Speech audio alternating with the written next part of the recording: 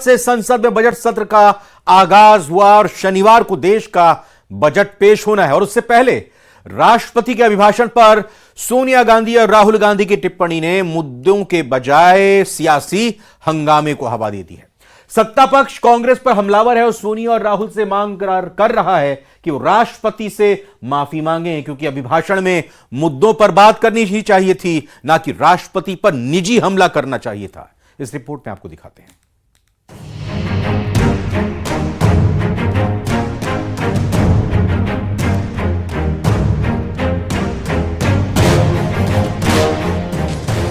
Boring. आज से संसद के बजट सत्र का आगाज हो चुका है और साथ ही शुरुआत हो गई है उस चैप्टर की जिसमें देश का बही खाता पेश होगा। अगले एक साल के लिए लेखा जोखा होगा, देश के विकास की बात होगी, विपक्ष के सवालों की बौछार होगी और जवाबों से सरकार का पलटवार होगा। हर बार की तरह इस बार भी बजट सत्र से जनता को उम्मीद है, उम्मीद बेहतर कल की, बचत की और मां लक्ष्मी की कृपा बरसने की।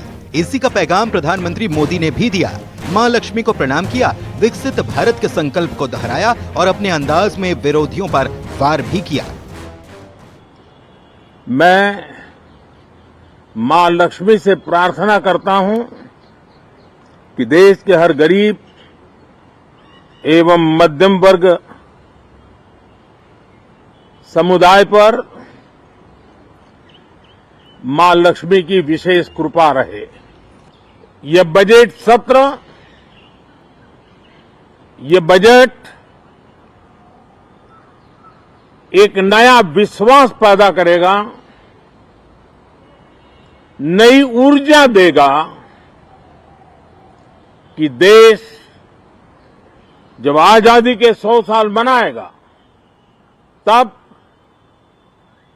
विकसित होके रहेगा। 10 साल से 14 से देख रहा हूं, हर सत्र के पहले शरारत करने के लिए लोग तैयार बैठते थे और यहां उसको हवा देने वालों की कोई कमी नहीं है। ये पहला सत्र मैं पिछले 10 साल के बाद देख रहा हूं कि जिसमें किसी भी विदेशी कोने से कोई चिंगारी नहीं हुई। हर सत्र के दौरान लोकतंत्र के सबसे बड़े मंदिर में आरोप प्रत्यारोप की वो कहानी लिखी जाती है जो सियासत की दिशा और दशा को न सिर्फ नया मोड़ देती है बल्कि अगले कुछ दिनों के लिए राजनीति का एजेंडा भी सेट कर देती है। और बजट सत्र के पहले ही दिन ये सब कुछ हो गया। गांधी परिवार की एक टिप्पणी से राष्ट्रपति के अभिभाषण को राहुल गांधी ने बोरिंग बता दिया तो सोनिया गांधी ने महामहिम को पुअर लेडी यानी कि बेचारी कह डाला। Boring. No comment. No, the poor lady, the president was getting very tired by the end. Boring. No comment. No, the poor lady, the president was getting very tired by the end. राष्ट्रपति पर सोनिया और राहुल गांधी की टिप्पणी ने सियासी बखेड़ा खड़ा कर दिया है। बीजेपी पूरी तरह से हमलावर है। आदिवासी अस्मिता से जोड़ते हुए बीजेपी ने इसे राष्ट्रपति का अपमान बताया। बीजेपी अध्यक्ष जेपी नड्डा ने गांधी परिवार से माफी की डिमांड की। मोर्चा प्रधानमंत्री मोदी ने भी संभाला। दिल्ली की एक चुनावी रैली से प्रधानमंत्री नरेंद्र मोदी ने कांग्रेस पर जमकर हमले बोले। कांग्रेस का शाही परिवार उनके अपमान पर उतर आया है। शाही परिवार के एक सदस्य ने कहा कि आदिवासी बेटी ने बोरिंग भाषण दिया। दूसरी सदस्य तो इससे भी एक कदम आगे बढ़ गई। उन्होंने राष्ट्रपति जी को पुअर थिंग कहा, गरीब कहा और चीज कहा, थकी हुई कहा। एक आदिवासी बेटी का बोलना इनको बोरिंग लगता है।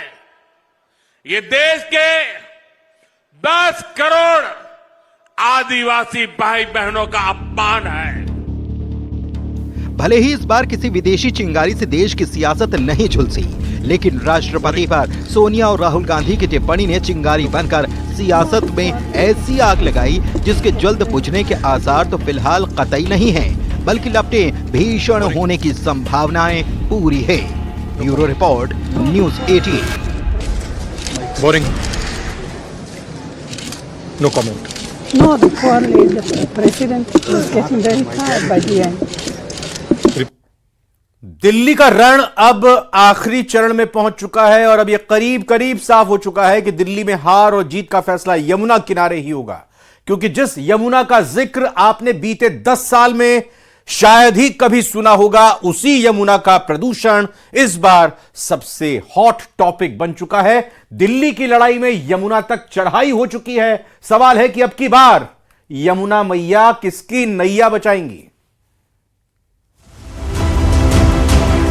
आप दिल्ली की जनता को यमुना जी का पानी पिलाते हो। ईसीआई राजनीति कर रहा है, पोस्ट रिटायरमेंट उनको नौकरी चाहिए। मैं केजरीवाल जी को कहने आया हूं, चुनाव जीतने के लिए झूठ बोलना बंद करो। इलेक्शन कमीशन के दूसरे नोटिस की लैंग्वेज जो लिखी है,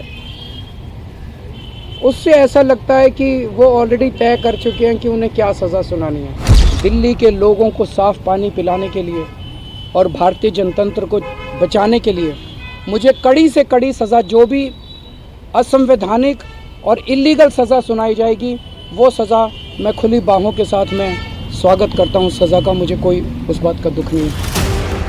आज दिल्ली के सियासी दंगल की शुरुआत अरविंद केजरीवाल के सनसनीखेज बयान से शुरू हुई और इसके बाद अरविंद केजरीवाल, आतिशी, भगवंत मान, संजय सिंह और राघव चड्ढा समेत पूरे लाव लश्कर के साथ चुनाव आयोग में अपना पक्ष रखने पहुंच गए। हम लोग चुनाव आयोग के साथ उस मुलाकात में थे। केजरीवाल साहब ने एक एक चीज सिलसिलेवार बताया कि किस तरह से दिल्ली में जहरीले पानी भेजने की साजिश रची गई भारतीय जनता पार्टी के द्वारा। ऐसा लगता है कि आगामी चुनावों में उनको अपनी हार दिखती है, इसीलिए वो इतने ज्यादा शर्मनाक झूठ का सहारा ले रहे हैं। लेकिन यमुना पर सियासत का ये सीन खत्म होता इससे पहले कि कांग्रेस के संदीप दीक्षित अरविंद केजरीवाल के साथ बहस का मंच सजाकर बैठ चुके थे। स्टेज तैयार था, 2 पोडियम थे, माइक लग चुका था, केजरीवाल बनाम संदीप दीक्षित की तस्वीर लगी थी और पीछे बैनर पर लिखा था, आज होगा सच का सामना। अगर कोई सच का सामना करना चाहता तो आएगा और नहीं तो नहीं आएगा। हालांकि संदीप दीक्षित का ये इंतजार बेकार चला गया, क्योंकि बहस के लिए केजरीवाल पहुंचे ही नहीं, लेकिन दोनों तरफ से शब्दों के बाण जमकर चले। सीधे तौर पे कांग्रेस एक ही लक्ष्य पे काम कर रही है, भारतीय जनता पार्टी चुनाव जीत जाए, आम आदमी पार्टी हार जाए। उनका आम आदमी पार्टी को हराना ही एकमात्र लक्ष्य है। देखते हैं कितनी हिम्मत है तो आएगा। पूरी दिल्ली 10 साल उस पर उम्मीद रख के बैठी थी, पूरी दिल्ली की उम्मीदों को उसने तोड़ा है। ये आज आखिरी बार उसको मौका मिला, ये मंच मिल रहा है जहां वो सवालों का जवाब दे। ऐसा कौन सा लोकतंत्र है, कौन सा मुख्यमंत्री है, कौन सा नेता है जो सवालों के जवाब से घबराता है? इसमें और मोदी में फर्क क्या है फिर? सियासी झगड़े के बीच आज दिल्ली में रैलियों का भी रेला था और हर सियासी टीम के दिग्गज मोर्चे पर तैनात थे। अब आपदा वालों ने हरियाणा के लोगों पर पानी में जहर मिलाने का आरोप लगाया है।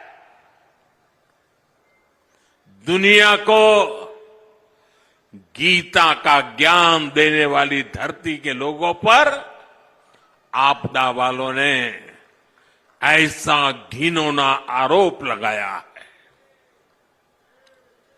इतनी जहरीली राजनीति देश तक कभी नहीं देखी। आपदा नहीं सहेंगे, बदल के रहेंगे।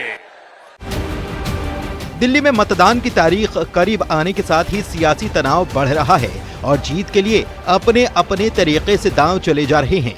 लेकिन इस सब के बीच लाख टके का सवाल है कि मुद्दों की जंग में कौन किस पर भारी पड़ रहा है।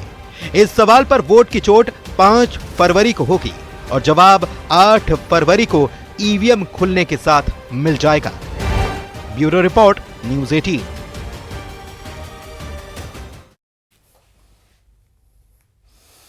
तो आपने देखा दिल्ली में क्या कुछ चल रहा है चुनाव की राजनीति को लेकर। इधर महाकुंभ में मौत की भगदड़ कैसे हुई, इसकी पड़ताल लगातार चल रही है। लेकिन इसके पहले बागेश्वर धाम के पंडित धीरेन्द्र कृष्ण शास्त्री ने बड़ा बयान दिया है।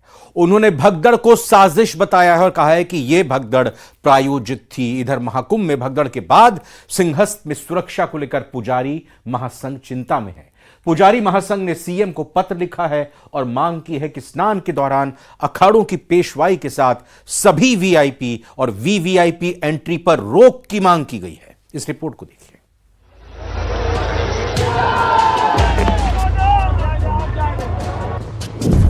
महाकुंभ में भगदड़, साजिश वाला एंगल। यहाँ पर बहुत षड्यंत्र चल रहे हैं, जगह जगह आग लगाई जाएंगी, अभी और उपद्रव करेंगे।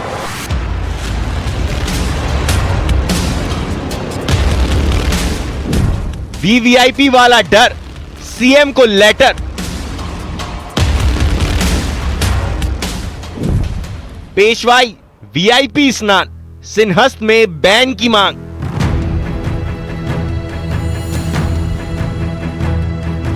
और पेशवाई निकलती है तो राम घाट पूरा रोक दिया जाता है। इसलिए हमने एक सुझाव दिया है कि ये प्रथा पर भी अंकुश होना चाहिए।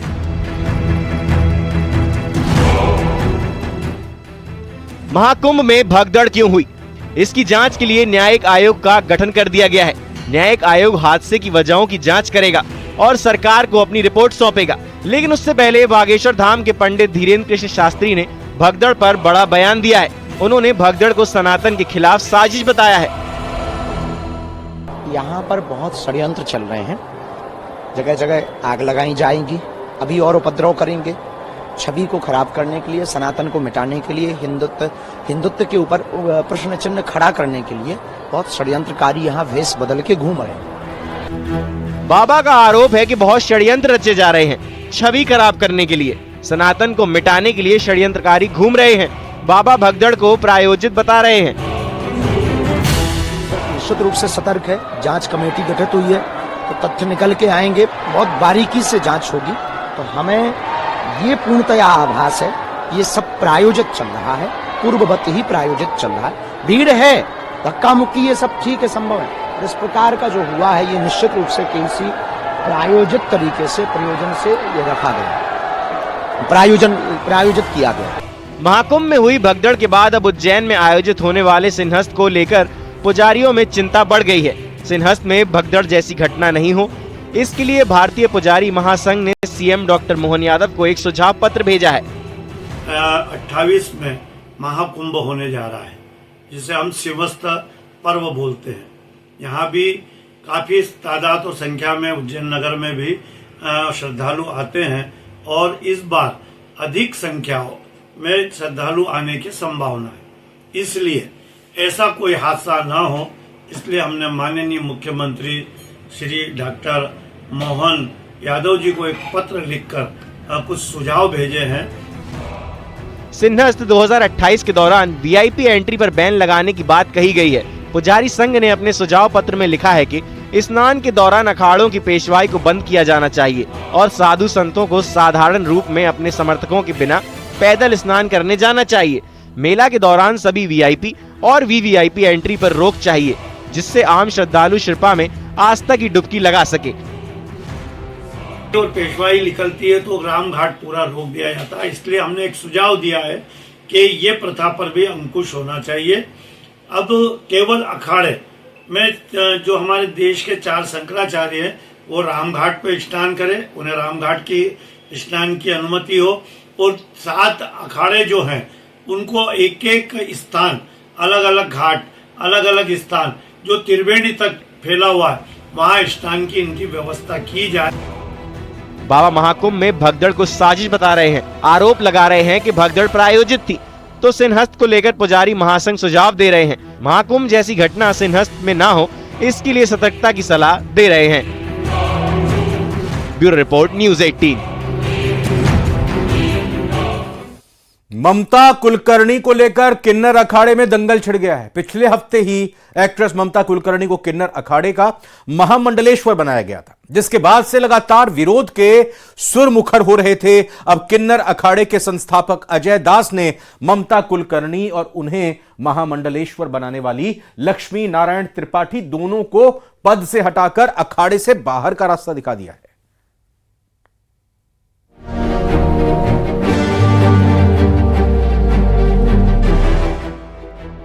24 जनवरी को प्रयागराज महाकुंभ में ममता कुलकर्णी ने संगम पर अपना पिंडदान किया था।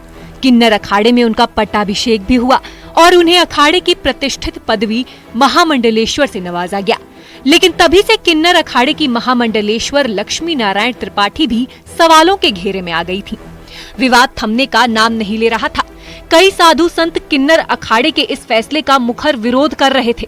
ममता कुलकर्णी को एक हफ्ते पहले किन्नर अखाड़े का महामंडलेश्वर बनाया गया था।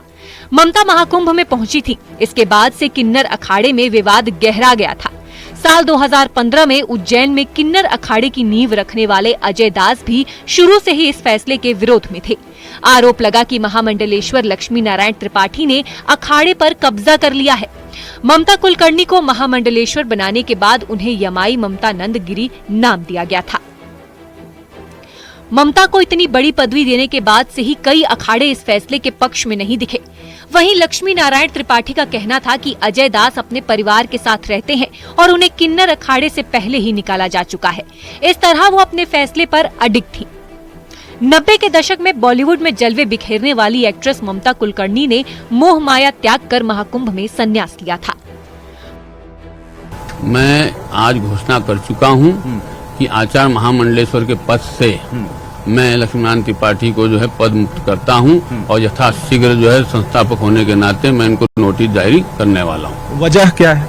वजह यह है कि जिस उद्देश्य से मैंने किन्नर अखाड़े का गठन किया था, जो नियोजित किया था 2016 कुंभ में मेरे जमीन मेरे नाम से अलॉटमेंट करा करके मैंने सर्वत्र इसमें न्यौछावर करके एक समाज हित में मैंने जो कार्य किया था वो जो है इन लोगों ने ताक पे रख दिया। ये धर्म प्रचार प्रसार और धार्मिक गतिविधियों से हट करके मात्र जो है सिर्फ कुंभ के 1 महीने के प्रवास के लिए केंद्रित हो गए। खुद ममता कुलकर्णी ने 23 साल की तपस्या से लेकर अग्नि परीक्षा तक की दुहाई दी, लेकिन ममता शुरू से ही सवालों से घिर चुकी थी। साधु संतों ने उनकी संन्यास दीक्षा पर भी सवाल उठाए थे। उनके महामंडलेश्वर पद की योग्यता पर भी प्रश्न उठे। खुद ममता ने इस पर सफाई दी कि उन्होंने गुरु से दीक्षा ली, हर परीक्षा को पास किया, तब उसका फल उन्हें मिला। ममता कुलकर्णी ने आचार्य लक्ष्मी से दीक्षा ली है। ममता ने ये भी कहा था कि वो बॉलीवुड में वापस नहीं जाएंगी, अब वो सनातन धर्म का प्रचार करेंगी। ये सवाल भी उठा कि ममता एक महिला है तो वो किन्नर अखाड़े की महामंडलेश्वर कैसे बन गई। बाबा रामदेव, पंडित धीरेन्द्र शास्त्री ने भी प्रश्न खड़े किए। हालांकि किन्नर अखाड़ा ये तर्क देता रहा कि ममता को परंपरा के मुताबिक महामंडलेश्वर बनाया गया है।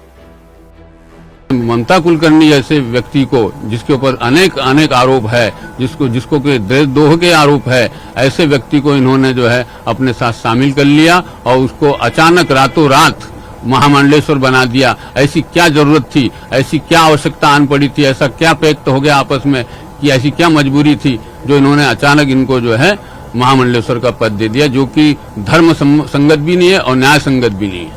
इस कार्रवाई की क्या मुख्य वजह ममता कुलकर्णी को महामंडलेश्वर बनाना है या उससे पहले और भी कोई बड़ी वजह रही? देखिए, छोटे मोटे कारण तो बहुत सारे थे, लेकिन जब बड़ा कारण आ जाता है तो छोटे कारण गौण हो जाते हैं। सबसे बड़ा कारण यह है कि इन्होंने जो है आचार्य महामंडलेश्वर ममता कुलकर्णी को जो है संविधान के धर्म के विरुद्ध बनाया।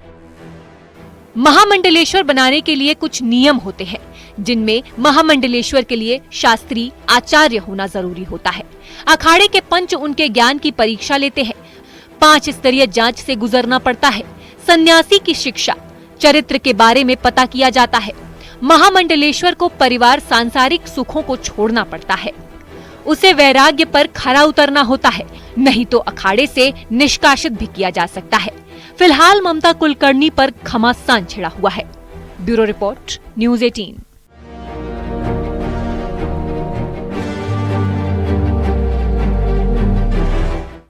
न्यूज़